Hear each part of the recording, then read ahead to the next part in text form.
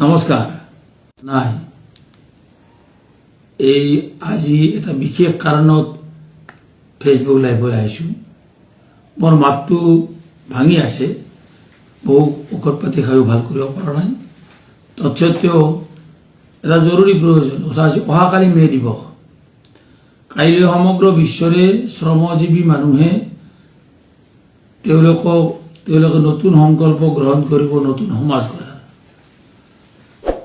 মে দিৱস আপোনালোকে সকলোৱে জানে 1886 চনৰ আমেৰিকাৰ চিকাগো চহৰত ধৰ্মগত কেন্দ্ৰ কৰি যি ঘটনা ঘটিছিল, এইবিলাক আৰু মই ইতিহাস ক'বলৈ নাযাওঁ। এই ইতিহাসে সোঁৱৰণত 1889 চনৰ 14 জুলাই তাৰিখে ফ্ৰান্সৰ পেৰিছ মহানগৰীত যি আন্তৰ্জাতিক শ্ৰমিক মহাসন্মিলন হৈছিল, তাতে সিদ্ধান্ত হৈছিল য'ত ফ্ৰেডৰিক এংগেলছ উপস্থিত আছিল। এই শ্ৰমিক মহাসন্মিলনত এই সিদ্ধান্ত হৈছিল যে 1886 চনৰ সেই ঘটনাৰ সোঁৱৰণত মে মাহৰ 1 তাৰিখটো সমগ্ৰ বিশ্বতেই মে দিৱস হিচাপে পালন কৰা হ'ব, অৰ্থাৎ আন্তৰ্জাতিক শ্ৰমিক সংহতি দিৱস হিচাপে পালন কৰা হ'ব। এতিয়া এই চিকাগোৰ সেই ঘটনা, তাৰে আগতো বিশ্বত বিভিন্ন দেশত শ্ৰমিকে তাৰ ওপৰত চলা অন্যায়ৰ অবিচাৰৰ বিৰুদ্ধে আন্দোলন হৈছিল। একেবাৰে 1807 চনৰ পৰাই বিভিন্ন দেশত এই প্ৰতিবাদবিলাক সংঘটিত হৈছিল। আনকি 1866 চনত 1866 চনৰ 20 আগষ্ট তাৰিখে এখন সভা হৈছিল বাল্টিমোৰ নামৰ দেশত, আৰু এই দেশত তাত অনুষ্ঠিত এই সভাই সিদ্ধান্ত গ্ৰহণ কৰিছিল এটা ইউনিয়ন গঠন কৰাৰ, নেশ্যনেল লেবাৰ ইউনিয়ন বুলি পেলাই। আৰু এই ইউনিয়নৰ নেতৃত্বতেই পৰৱৰ্তী সময়ত কামৰ সময় কমোৱাৰ দাবী কৰি, মূল কথাটো হৈছে কামৰ সময় কমোৱা। আপোনালোকে সকলোৱে জানে যে 19 শতিকাৰ সময়ছোৱাত যেতিয়া শিল্প ইণ্ডাষ্ট্ৰিয়েল ডেভেলপমেণ্ট হ'ল বিভিন্ন দেশত, বিশেষকৈ England, America, France, Italy, German, Japan ইত্যাদি যেতিয়া ইণ্ডাষ্ট্ৰিয়েল ডেভেলপমেণ্ট হৈছে, আৰু ডেভেলপমেণ্টৰ লগে লগে স্বাভাৱিকতে শ্ৰমিক বাহিনীও এটা তৈয়াৰ হৈছিল। আৰু আপোনালোকে সকলোৱে জানে যে শ্ৰমিকক শোষণ নকৰাকৈ কোনো ইণ্ডাষ্ট্ৰিতে পুঁজিপতিয়ে লাভ কৰিব নোৱাৰে, আৰু পুঁজিপতিয়ে লাভ নকৰাকৈ পুঁজিপতিয়ে কোনো পুঁজি বিনিয়োগো নকৰে। এইটো ধ্ৰুৱ সত্য কথা। গতিকে শ্ৰমিকৰ ওপৰত যেতিয়া অন্যায় চলিল, শ্ৰমিকে তাৰ প্ৰতিবাদ কৰিবলৈ শিকিলে। এটা চমু ইতিহাস। ইয়াৰ মাজেৰে শ্ৰমিকৰ মাজত বিক্ষোভ সৃষ্টি হ'ল। বিক্ষোভিত শ্ৰমিকে বিভিন্ন সময়ত ইউনিয়ন গঠন কৰিলে, ইউনিয়নৰ মাধ্যমত কামৰ সময় কমোৱাৰ দাবী কৰিলে।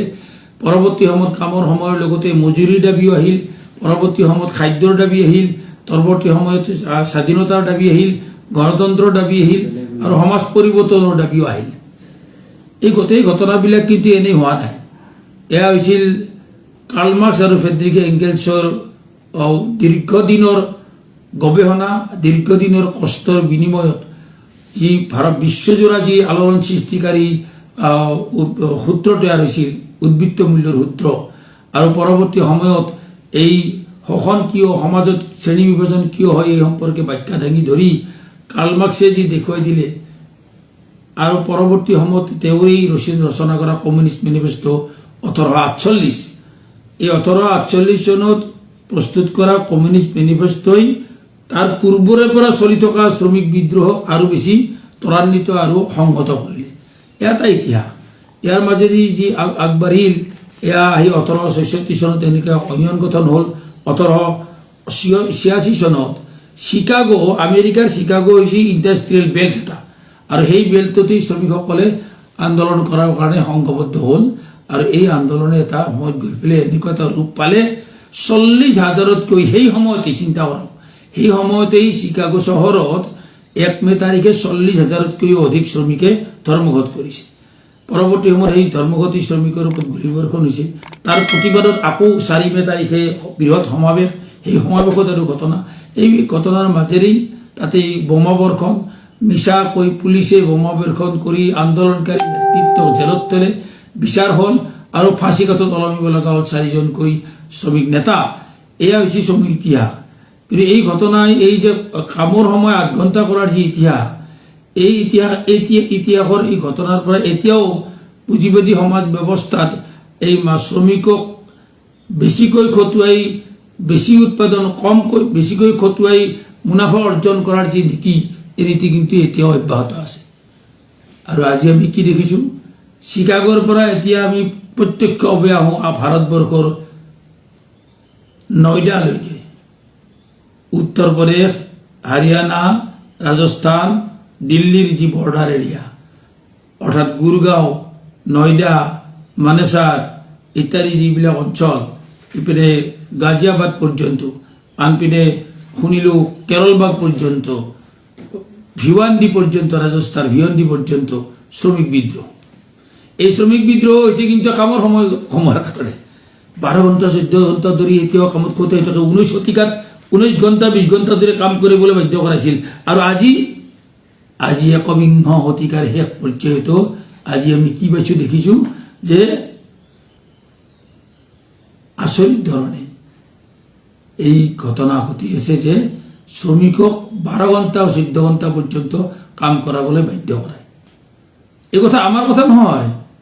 মানেশ্বৰত ধৰ্মঘটী শ্ৰমিকে ৰাজপথত আহি ছ'চিয়েল মিডিয়াত বিভিন্ন মিডিয়াৰ সন্মুখত মুক্তভাৱে নিৰ্ভয়ে আৰু অতি খঙেৰে তেওঁলোকে ব্যক্ত কৰি আছে কি ধৰণে ঠিকাদাৰৰ তলত কাম কৰা শ্ৰমিকসকলক নিৰ্মম অত্যাচাৰ কৰা হয়, যৌন নিৰ্যাতনৰ পৰা আৰম্ভ কৰি কামৰ সময়ৰ ক্ষেত্ৰত, ছুটিৰ ক্ষেত্ৰত, তেওঁলোকৰ বেমাৰ আজাৰৰ সুবিধাৰ ক্ষেত্ৰত, প্ৰভিডেণ্ট ফাণ্ডৰ ক্ষেত্ৰত, গ্ৰেচুইটি পোৱাৰ ক্ষেত্ৰত, তেওঁলোকক মাহিলী দৰমহাখিনি ঠিকমতে পোৱাৰ ক্ষেত্ৰত বিভিন্ন অত্যাচাৰী ভাৰতবৰ্ষত চলি আছে। বিশ্বৰ বহু দেশতো চলি আছে, কিন্তু ভাৰতবৰ্ষত এয়া অতিশয় নিৰ্মম ঘটনা। যি সময়ত ভাৰতবৰ্ষত আমাৰ নৰেন্দ্ৰ মোদী ডাঙৰীয়াই আমাৰ দেশক বিকশিত ভাৰত বিভিন্ন বিশেষণেৰে বিভূষিত কৰি আছে, সেই সময়ত ভাৰতবৰ্ষৰ খুদ ৰাজধানীৰ সন্মুখত আজি শ্ৰমিকৰ এই বিদ্ৰোহ। এয়া হৈছে মে দিৱসৰ অমৰ বাণী। আমি সৰুতে এটা শ্লোগান শিকিছিলোঁ, মে দিৱসৰ অমৰ বাণী, দিশে দিশে উঠক ধ্বনি। আজি সেই ধ্বনি আমি শুনিবলৈ পাইছোঁ। আমাৰ চিকাগোত যেনেকৈ শুনিছিলোঁ, একেই ধ্বনি আমি শুনিবলৈ পাইছোঁ আমাৰ ভাৰতবৰ্ষৰ ৰাজধানীৰ ওচৰৰ মানেশ্বৰত, ৰাজধানীৰ ওচৰত গুৰগাঁৱত, ৰাজধানীৰ ওচৰত গাজিয়াবাদত, ৰাজধানীৰ ওচৰত ভিৱান্দিত। এই আজি ঘটনা দেখিবলৈ পাইছোঁ। ইয়াৰ পাছতো কিন্তু আমাৰ দেশৰ শাসকবৰ্গই লাজ পোৱা নাই। নিৰ্লজ্জ ইহঁত এই শাসকবৰ্গ। নিৰ্লজ্জ কিয় নহ'ব কওকচোন? কোটি কোটি টকাৰ পাহাৰ গঢ়িব পাৰিছে ইয়াতে পুঁজিপতিসকলক ৰেহাই দি। 2 লক্ষ কোটিতকৈও অধিক টকাৰ কৰ ৰেহাই দিছে। আজি এইখন 20 লক্ষ ক্ষমা কৰিব, 20 লক্ষ কোটিতকৈও অধিক টকাৰ কৰ মানে দিব লগা ঋণ ৰেহাই দিছে। গতিকে এটা তেওঁলোকৰ নেক্সাছ গঢ়ি উঠিছে, কৰ্পৰেট গোষ্ঠীৰ লগত বিজেপিৰ এটা নেক্সাছ। আৰু এই নেক্সাছে আজি সময়ত দেশখনৰ সকলো সম্পদ কুক্ষিগত কৰা আৰম্ভ কৰিছে। এফালৰ পৰা তেল, পানী, মাটি, অন্যান্য কৃষিজাত সামগ্ৰীৰ পৰা আৰম্ভ কৰি বিস্ফোৰণ ঘটিলেই আমাৰ ৰাজধানীৰ বুকুত।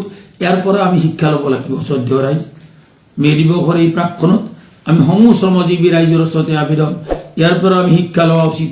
অসমতো সেই একেই ঘটনা চলি আছে। অসমৰ আজিও বাৰে বাৰে আমি কম যে অসমত চাহ বাগানৰ 12 লক্ষ শ্ৰমিকে এতিয়াও মাত্ৰ 800 টকা দিন হাজিৰাত কাম কৰে। এতিয়াও অসমত 2,71,000তকৈও অধিক মহিলা মজুৰি নিদিয়াকৈ কামত খটুৱাই আছে চৰকাৰে। অসমত লক্ষ লক্ষ শ্ৰমিকৰ আজিলৈকে ন্যূনতম মজুৰি ঘোষণা নকৰিলে 10 বছৰ ধৰি। একেই ঘটনা ঘটিছিল উত্তৰ প্ৰদেশৰ আমাৰ যোগী আদিত্যনাথৰ চৰকাৰেও একেই কামেই কৰিছিল। এতিয়া শ্ৰমিকৰ বিস্ফোৰণ দেখি, শ্ৰমিকৰ বিদ্ৰোহ দেখি ভয়তে পপুৱা লাগি 1 ৰাতিৰ ভিতৰত মিনিমাম ৱেজৰ ঘোষণা কৰিলে। যিটো ঘোষণা কৰিলে সিও এটা ভণ্ডামি। তেওঁলোকে ঘোষণা কৰিব লাগিছিল 23,000, ঘোষণা কৰি দিলে মাত্ৰ 15,000 টকা। হাৰিয়ানাতো একেই ঘটনা ঘটিল, একেই ঘটনা। হাৰিয়ানা চৰকাৰেও একেই কামেই কৰিলে। চৰকাৰৰ 10 বছৰ ধৰি 2015 চনৰ পৰা ন্যূনতম মজুৰি ঘোষণা কৰা নাই। ভাৰতবৰ্ষত বিজেপি শাসিত ৰাজ্যসমূহে কিন্তু এই কথা মতে, অন্যবিলাকৰ গোলমাল আছে, কিন্তু অসমকে ধৰি বিজেপিৰ এই শাসিত ৰাজ্যবোৰত ন্যূনতম মজুৰি ঘোষণা। শ্ৰমিকৰ মজুৰি নাপালে শ্ৰমিকে কেনেকৈ চলিব কওক? ঘটনা ঘটিছে কি?